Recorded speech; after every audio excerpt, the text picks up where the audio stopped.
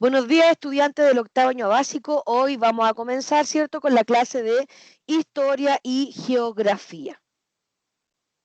¿Ya? Vamos, ¿cierto?, a lo que vamos a ver hoy día es un análisis de la historia mapuche. ¿Ya? Vamos a poner aquí análisis de la historia mapuche y nuestro objetivo es analizar el proceso de formación de la sociedad colonial americana. Nosotros ayer comenzamos, ¿cierto?, viendo cuándo había comenzado la colonia, cuáles habían sido las causas y cuáles habían sido, ¿cierto?, las consecuencias para el mundo mapuche, y además también vimos cómo era la relación que había entre mapuches y españoles. Hoy día vamos a profundizar un poco más acerca de ese tema y vamos a ver también qué sucedió, ¿cierto?, con el mestizaje, ¿cierto?, y las nuevas razas, entre comillas, que se formaron, ¿cierto?, con la llegada de los españoles a América. Entonces, lo primero que van a hacer ustedes es copiar en su cuaderno lo siguiente, porque vamos a ver un video. Usted el video lo va a tener que ver de manera detallada, ¿cierto?, escuchar, estar atento, porque va a tener que anotar cuál era la organización política en ese momento, cuáles eran la sociedad de castas, los mestizajes, la gente revuelta y la transculturación, la esclavitud, fracaso de la conquista española, relaciones de convivencia, influencia y conflicto entre los grupos colindantes y cómo fue la conquista del territorio mapuche. Todos estos temas se van a tratar en el video, entonces yo necesito que usted vaya tomando apunte y vaya anotando cada uno de los siguientes temas. ¿Entendido?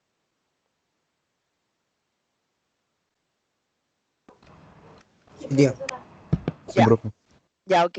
Entonces va a ir anotando en su cuaderno, va a ir haciendo un breve resumen de lo que aparece en el video relacionado, ¿cierto?, con los temas que aparecen ahí anotados. Organización política, sociedad de castas, mestizaje, gente revuelta, transculturación, esclavitud, fracaso de la conquista española, relaciones de convivencia, influencia y conflicto entre los grupos colindantes y conquista del territorio mapuche.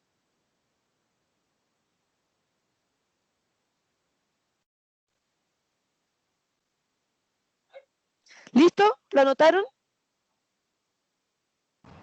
Sí. Ya. Vamos a verlo. Son capítulos, ¿se acuerdan que ayer vimos un capítulo de Televisión Nacional? Este también corresponde a Televisión Nacional. De diciembre de 1553. Cuando Valdivia llegó a Tucapel, este estaba en ruinas.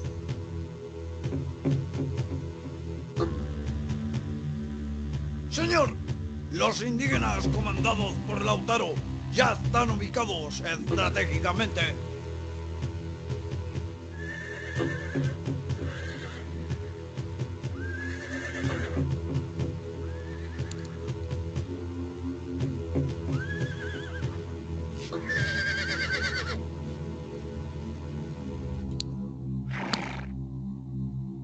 Que una cuadrilla investigue la zona.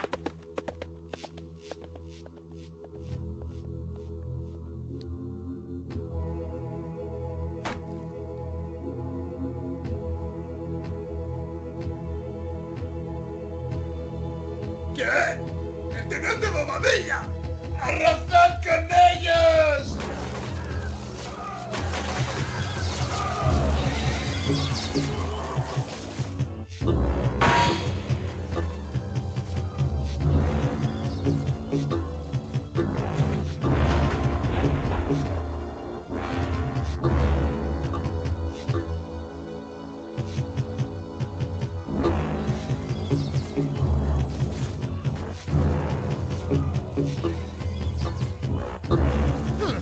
¡No hay cancenoso ponga!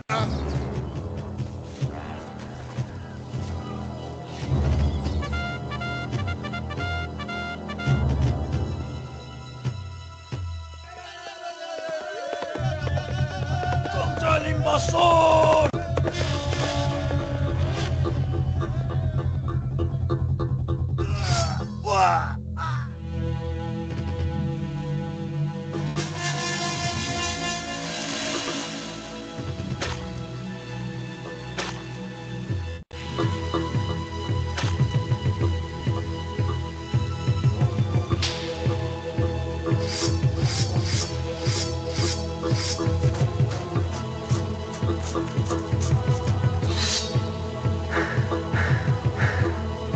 ¡Maldito traidor! ¡4 de mis mejores hombres! ¡A él!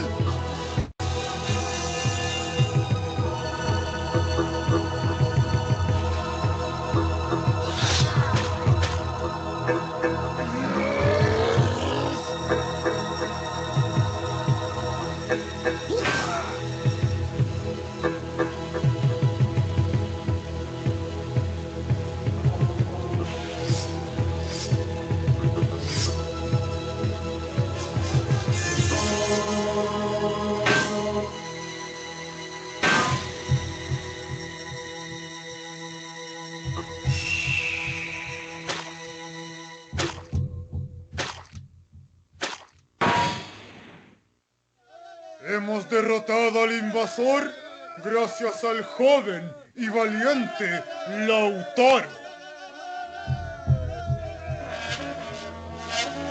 Esta victoria para los mapuches significó el comienzo de una nueva era. Sobre la muerte de Valdivia existen varias leyendas. Una de ellas dice que un cacique encolerizado lo mató golpeándolo con una masa en el cráneo. Otra leyenda dice que los naturales se dieron un festín con sus extremidades y con sus canillas hicieron flautas y en su cráneo brindaron por la victoria.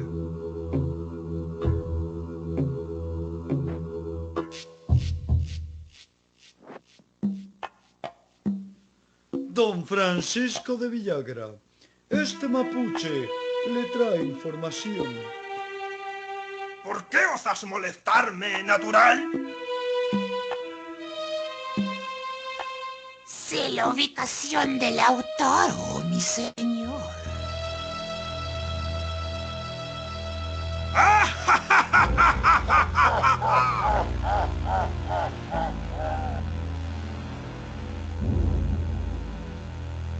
Soldado, dadle al buen Andrecillo unas monedas por su valiosa información.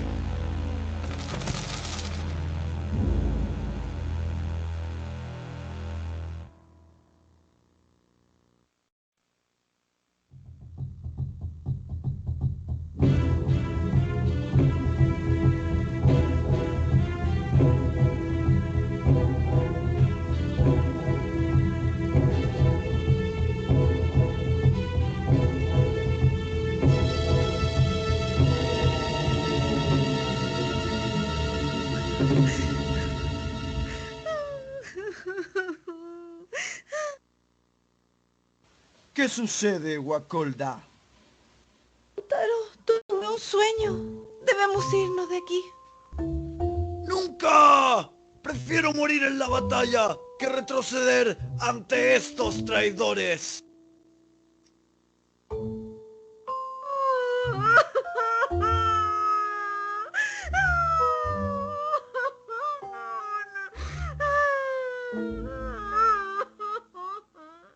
Así fue como el 1 de abril de 1557, en Pederoa, en la ribera sur del río Mataquí, Lautaro cayó en batalla, pero su valentía trascendió en el tiempo, convirtiendo al pueblo mapuche y sus guerreros en verdaderas leyendas. Los mismos españoles se sorprendieron por la tenacidad de los mapuches. Uno de ellos fue Alonso de Ercilla, quien escribió La Araucana. Chile, fértil provincia señalada en la región de la Antártica famosa, de remotas naciones respetada, por fuerte, principal y poderosa. La gente que produce es tan granada, tan soberbia, tan gallarda, tan belicosa, que no ha sido por rey jamás regida, ni a extranjero dominio sometida.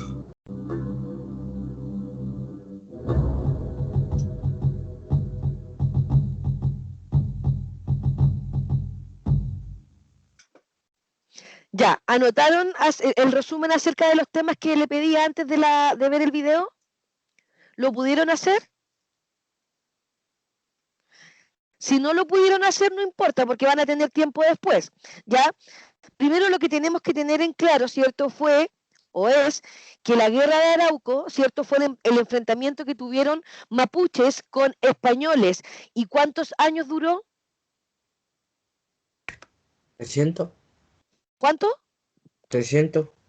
300 años. Duró 3 siglos el enfrentamiento entre españoles y mapuches, debido, ¿cierto?, a la resistencia que le dio nuestro pueblo mapuche a los españoles para que no pudieran conquistar, ¿cierto?, o robarle las tierras que eran de ellos, ¿cierto? Entonces, la guerra de Arauco tuvo periodos que fueron periodos muy intensos, en donde hubo muchas guerras, muchos muertos, pero también hubo periodos de pasividad, ¿ya? En donde todo era un poco más tranquilo, ¿cierto? Se mantenía la calma, pero luego volvían, ¿cierto?, esos momentos que eran más intensos. Los indígenas, los mapuches de nuestro país, ya habían resistido varios intentos, ¿cierto?, de la invasión de parte de los incas, pero siempre presentaron una gran resistencia, al igual que la presentaron contra los españoles. Ustedes saben que la guerra de Arauco se divide en 2 etapas, que es la guerra ofensiva, la guerra defensiva y cuando aparecen los parlamentos. Que eso, cierto, lo hablamos ayer. ¿Recuerdan? Entonces, ¿qué sucede con la guerra de Arauco? Esta comienza, ¿cierto?, cuando los españoles llegan, ¿cierto?, al territorio, a la zona sur de nuestro país, al mando de Pedro de Valdivia, y llegan específicamente a la zona del Biobío, que estaban habitados, ¿cierto?, por los mapuches. En todo caso, ¿cierto?, los mapuches ya tenían la experiencia de haberse enfrentado, ¿cierto?, a los incas, entonces ellos ya tenían de cierta manera los elementos y las tácticas para poder tener una resistencia hacia el ejército español. Por lo tanto, comenzaron, ¿cierto?, a planear una guerra, o más que una guerra, una táctica para defenderse. Recuerden que los conquistadores españoles venían a América con el propósito de quedarse y robar estos territorios, y además ellos querían evangelizar a los habitantes de América. Y cuando hablamos de evangelizar, estamos hablando de enseñar la palabra de Dios o enseñarles, ¿cierto?, el catolicismo, que era lo que ellos practicaban en España. ¿Estamos bien hasta ahí? Sí, profesora. Ya. Los mapuches no solo pelearon ellos, sino que también tuvieron la ayuda de otros pueblos que habitaban, ¿cierto?, nuestro territorio, que obviamente eran pueblos indígenas chilenos, como los cuncos, los pehuenches, los picunches, y así con ellos pudieron fortalecer sus tropas para poder enfrentarse a los españoles en esta guerra de Arauco. Pero también hubieron causas por las cuales se genera esta guerra de Arauco. Y una de las causas que nosotros podemos estudiar fueron las causas culturales. ¿Por qué? Porque aquí hubo un choque de culturas, tanto la cultura española como la cultura indígenas. Entonces, no había un punto en común entre españoles e indígenas porque eran totalmente diferentes unos de otros. Y obviamente que los españoles trataron de imponer su cultura al pueblo indígena porque lo consideraban inferior a ellos. Para ellos era una raza muy inferior, por lo tanto ellos tenían que regirse de acuerdo a cómo ellos vivían en Europa, ¿ya? Pero los mapuches tenían un gran apego a sus tradiciones y sobre todo a sus antepasados y siempre trataron de mantener su cultura, su idiosincrasia, evitando que los españoles acabaran con su cultura o finalmente la desaparecieran. Otra de las causas que tuvo la guerra de Arauco fueron religiosas. ¿Por qué? Porque los españoles venían a imponer el catolicismo, ellos decían que venían a enseñar la palabra de Dios, y los mapuches ya tenían sus propios dioses y sus propias ceremonias, ¿ya? Entonces ahí también hubo otra causa. Otra causa fue la económica. ¿Por qué? Porque desde el inicio de la conquista, uno de los motivos que motiva a los españoles, ¿cierto?, fue la búsqueda de riquezas acá en América, principalmente del oro y de la plata. Trataron de encontrar, ¿cierto?, estos metales preciosos, pero la verdad que hacia el sur de nuestro país no había esta cantidad de oro y de plata, porque recuerden que ellos solamente querían comercializar estos productos, ¿ya? Entonces, tenemos que la colonia es un periodo que va desde el desastre de Curalaba en 1598 hasta la primera Junta Nacional de Gobierno, que fue en el año 1810, que es el periodo en donde Chile comienza ya a independizarse de la colonia española, ¿ya? Recuerden que el desastre de Curalaba fue cuando un ejército indígena mata a todo un ejército que había sido enviado desde España para comenzar la colonización del territorio español de nuestro país, principalmente en el río Biobío, ¿ya? La gran preocupación de los gobernantes fue incorporar los territorios al sur del Biobío, tarea que no lograron satisfactoriamente porque los españoles, porque los mapuches le resistieron todo el tiempo. La seguridad y el desarrollo económico. ¿Qué pasó? Creación del dinero aportado por la corona para el pago de las tropas y pertrechos. ¿Alguien sabe qué son los pertrechos?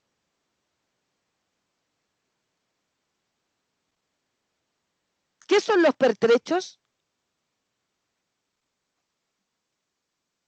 ¿Nadie ha escuchado hablar de eso? Yo no. Los pertrechos son las armas, las municiones, todo lo que forma un equipo, ¿cierto?, para un ejército. Esos son los pertrechos, las balas, las municiones, las escopetas, etcétera, ¿ya? Se creó un ejército, ¿cierto?, para poder combatir a los indígenas y surgen las reuniones entre españoles y mapuches en donde se dialogaba y se acordaba la paz por algún tiempo. Y sabemos nosotros que esas reuniones, ¿cómo se llaman? Los parlamentos, ¿ya?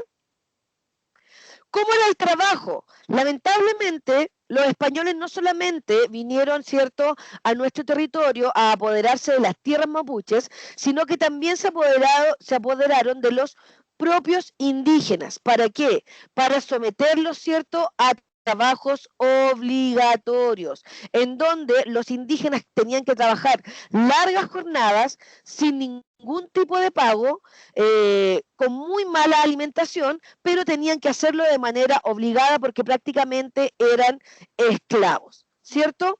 Entonces, lo primero que hacían los españoles al llegar a un territorio era adueñarse de ese territorio y repartirse a los indígenas que vivían allí para que ellos se dedicaran a las labores productivas como la búsqueda de oro y plata y también a la ganadería y a la agricultura. Los indígenas eran sometidos a muchos abusos, ¿ya? Que incluso llegaron a causar la muerte de muchos de ellos, llegando, ¿cierto?, a hacer que la población indígena comenzara a desaparecer, producto de todos los malos tratos que sufrían dentro, ¿cierto?, del trabajo. A todas estas relaciones de trabajo que existieron entre españoles e indígenas se le llamó el sistema de encomiendas, ¿ya? ¿Qué significaba esto? Que el rey recompensaba, ¿cierto?, al virrey que había conquistado ese territorio y le cedía este tributo por un plazo definido, debiendo los indígenas entregarlo en dinero o especies directamente a quien lo recibía la encomienda, quien por su parte tenía la obligación de proteger a sus indígenas y evangelizarlos en la fe católica, ¿ya? O sea que el virrey tenía que devolverle al rey, ¿cierto?, todo lo que él le había prestado para poder llegar a territorios americanos, y lo hacía a través de la encomienda, que era el trabajo que realizaban los indígenas. Pero a su vez, como el virrey se comprometía a pagarle en dinero al rey, el virrey también debía comprometerse a proteger a los indígenas y evangelizarlos en la fe católica. Obviamente que la condición de proteger a los indígenas no se cumplía, porque los indígenas sufrieron abusos, eran esclavizados, morían producto de todo, ¿cierto?, el trabajo pesado que debían realizar. Entonces el trabajo obligatorio de los indígenas se le llamó encomienda, que también era un contrato que hacía el rey con el virrey, en donde uno se comprometía a enviarle dinero, ¿cierto?, acá por el trabajo de los indígenas, y el otro debía comprometerse a proteger y evangelizar a los indígenas en territorio americano, ¿ya? Entonces, la encomienda era un tributo indígena, tributo a través del trabajo, ¿cierto?, en donde el rey premiaba al conquistador español por adueñarse de territorios, ¿cierto? ¿Sí o no? Entonces, el rey premiaba al conquistador por conquistar territorios y el rey le entregaba, ¿cierto?, una cierta cantidad de indígenas para que realizaran el trabajo. A través del trabajo de los indígenas se pagaban los impuestos. ¿A qué se comprometía el español conquistador? A evangelizar, o sea, enseñarle la palabra de Dios a los indígenas y protegerlos, cosa que obviamente no se cumplió, ¿ya? Porque aquí dice, las disposiciones no se cumplieron allí donde los indígenas no podían hacer entrega de oro y plata como en Chile. Los indígenas entonces fueron obligados a trabajar para sus encomenderos. Los encomenderos eran los conquistadores de las tierras. Esta situación se impuso en Chile y ya al iniciarse el siglo XVII, la mayoría de los indígenas habían sido sacados de sus pueblos y llevados a los lavaderos y luego a las haciendas, donde pagaban directamente su tributo en trabajo. ¿Se entiende? Entonces los indígenas, a cargo del español conquistador, debían pagar tributos al rey con su trabajo. Estos tributos eran los impuestos, pero el español conquistador tenía que proteger a los indígenas y evangelizarlos, pero como dice acá, no se cumplió lo de proteger, porque finalmente la población indígena disminuyó considerablemente debido a todos los abusos cometidos por los españoles. Para regular el trabajo de la encomienda, ¿cierto?, de los indígenas, se crea la tasa, que es una reglamentación del trabajo indígena para combatir el abuso de los encomenderos y mejorar la condición de los indígenas. Se creó la tasa de Gamboa en 1580, la tasa de Santillán en 1559, la tasa de Esquilache en 1620, y la tasa de Lazo de la Vega en 1635. ¿Ya? Entonces, principalmente para regular, ¿cierto?, esta relación entre encomendero e indígena, se crean estas tasas que protegían o trataban de regular el trabajo de los indígenas para que no sufrieran más abusos en manos, ¿cierto?, de los encomenderos, o sea, a mano de los españoles que habían conquistado los territorios americanos. ¿Ya? Como les mencioné anteriormente, en el sur de nuestro país prácticamente no existían las materias primas de oro y plata, por lo tanto, ¿cierto?, comenzaron a trabajar en la agricultura y la ganadería. Ya, entonces, la economía colonial, como consecuencia del desastre de Curalaba, se perdió la posibilidad de explotar una serie de lavaderos de oro al sur del Biobío, principalmente en Quilacoya, en Villarrica, aunque de baja producción. De este modo, la economía se concentró en la producción agrícola y ganadera, dando paso al surgimiento de la hacienda o gran propiedad rural. Y aquí, cierto, aparecen los sistemas de trabajo que ya vimos, que fue la encomienda, la tasa, y nos faltó la mita. La mita era el sistema de trabajo en el cual se obligaba a los indígenas a turnarse para realizar tareas de minería, agricultura o construcción de obras públicas.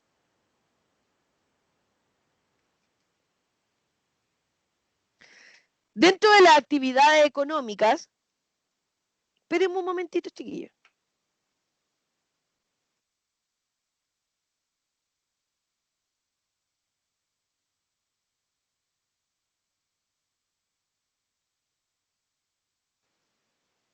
Ya sigamos. Ya, entonces dentro de las actividades económicas que se desarrollaban, ¿cierto? Está la ganadería desde el siglo XVII, en donde los productos eran el cuero, el cebo, el charqui y la grasa, que también eran exportados, ¿cierto?, hacia el Perú. En la agricultura, desde el siglo XVIII, comienzan a producir el trigo como el principal producto de exportación. También tenemos la minería de oro y plata, ¿cierto?, que obviamente no había mucha producción en nuestro país, pero, ¿cierto?, aparece el cobre que se utilizaba para hacer cañones y campanas. Estos se exportaban a España y Perú. En la industria comenzaron, ¿cierto?, a aparecer los talleres artesanales de herrería, carpintería, alfarería, curtiduría, la curtiduría, el trabajo con el cuero, y molinería, y los obrajes de hacienda como la cerámica, los aperos de guasos y telas. Y en el comercio, recuerden que había un monopolio comercial en donde solamente se exportaba y se importaban productos que provenían desde España. O sea, no le podían vender productos hacia otras coronas, sino que solamente a la corona española. Entonces controlaban el comercio y como controlaban el comercio, ellos también ponían el precio de los impuestos que debían pagarse acá en América.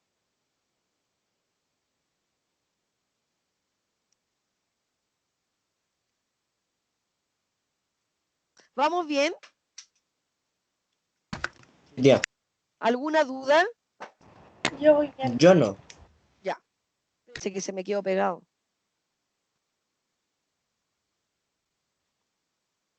Espérenme un poquito que se me quedó pegado.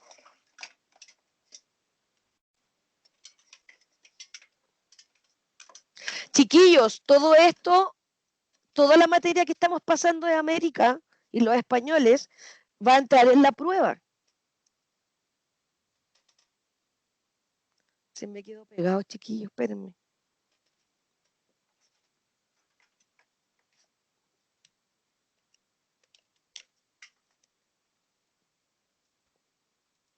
Ahí sí. Ya. ¿Cuáles eran los grupos sociales? Porque también se comenzaron a armar grupos sociales, ¿cierto? Entonces, Dentro de acá tenemos, ¿cierto?, una pirámide social en donde obviamente que en la punta o en la cúspide de la pirámide estaban los españoles, ¿cierto?, que controlaban el poder económico, político y también imponían sus propias leyes. A los españoles estaban denominados como la aristocracia, ¿cierto?, que era la clase social más alta. Luego, ¿cierto?, estaban los criollos, que eran hijos de españoles, pero que habían nacido acá en América, ¿ya? Aunque eran poseedores de tierras, no podían ocupar altos cargos. Y los criollos también estaban considerados dentro de la aristocracia, porque eran descendientes de españoles, solo que habían nacido acá en América. Luego tenemos a los mestizos, que eran las personas que provenían de la mezcla racial entre españoles, indígenas y negros, ¿ya? Luego teníamos a los indígenas, que era el grupo de personas que habitaban el continente americano desde antes de la llegada de los españoles. En el caso puntual que nosotros estamos estudiando ahora, como estamos hablando de los mapuches, estos se ubicaban mayoritariamente al sur de la provincia del Biobío. Luego teníamos a los esclavos. Los esclavos eran las personas de piel negra procedente de África, que fueron traídas a la fuerza por los españoles para trabajar en minas y plantaciones. Estos esclavos negros también comenzaron a mezclarse y a través de esta mezcla aparece el mulato, que es la mezcla entre español y negro, y los zambos, que era la mezcla de negros e indígenas. ¿Ya?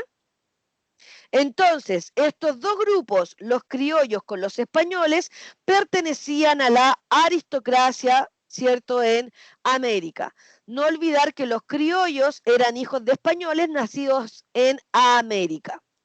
Los mestizos eran la mezcla de españoles con indígenas.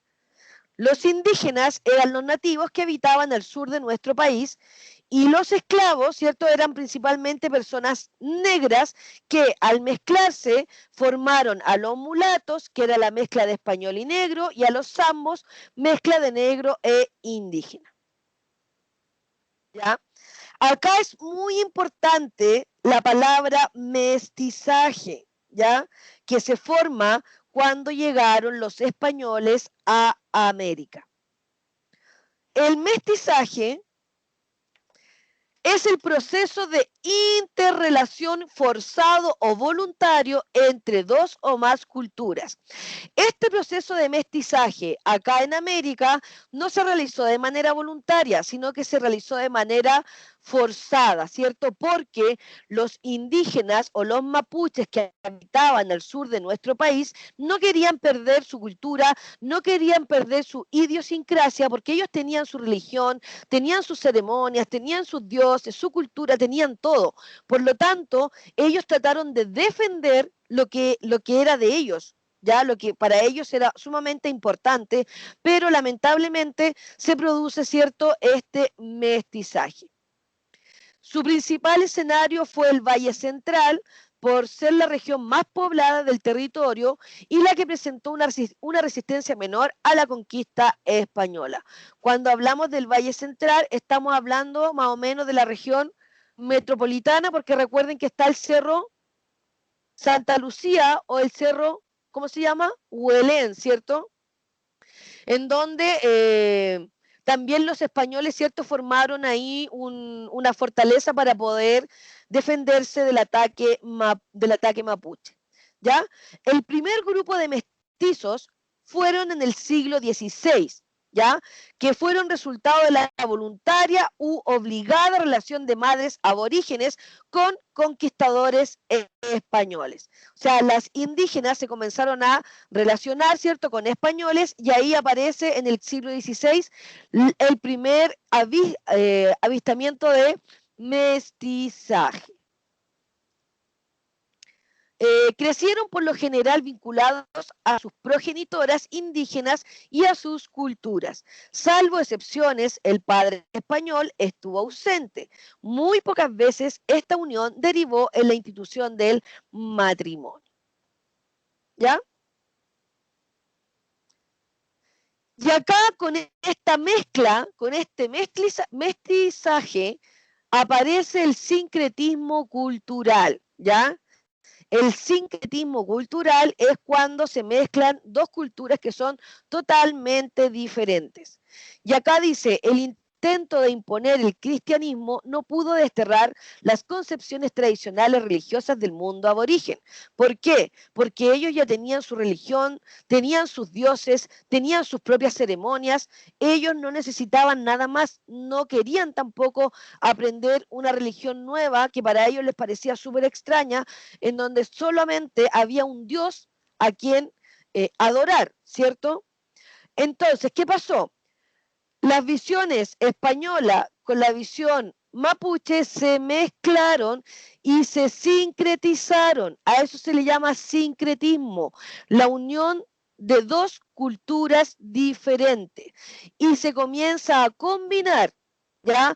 Se comienza a combinar las creencias, se comienza a combinar la comida, ya, porque muchas de las comidas que nosotros tenemos, ¿cierto?, acá en nuestro país provienen de alimentos que venían desde España y que aquí no existían. Entonces aquí también nosotros adoptamos algunos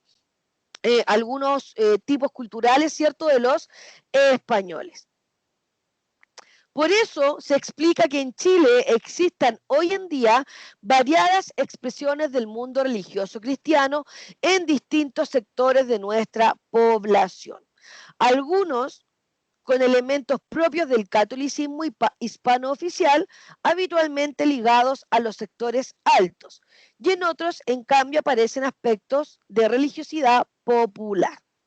Por ejemplo, religiosamente, en nuestro país, ¿cierto?, se ha traspasado a la Virgen María como la madre, ¿cierto?, de todos nosotros, de todos los hijos que viven en la tierra, y que como una madre, ¿cierto?, nos protege.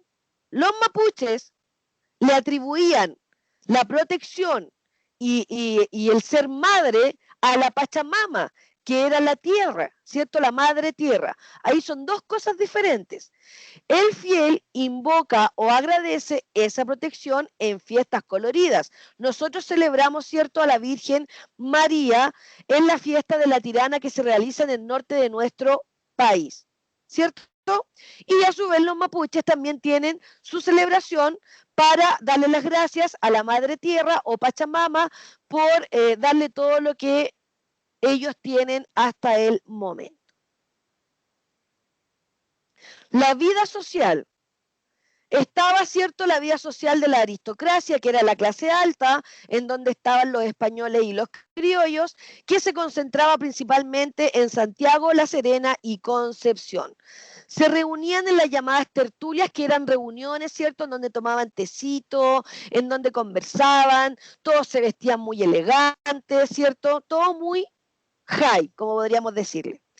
Y estaban las fiestas del pueblo, en donde, ¿cierto?, estaban los mestizos, que eran los hijos de españoles e indígenas, y algunos indígenas que realizaban las fiestas llamadas chinganas, que eran fiestas más coloridas, en donde la gente bailaba, conversaba, lo pasaba bien, etc. ¿Ya? ¿Cómo era el gobierno español? El gobierno español obviamente era liderado por el rey que estaba en España, pero que lideraba, ¿cierto?, en toda la corona americana. Y en ese momento era el rey Fernando VII, que era la autoridad máxima, ¿cierto?, de la corona española.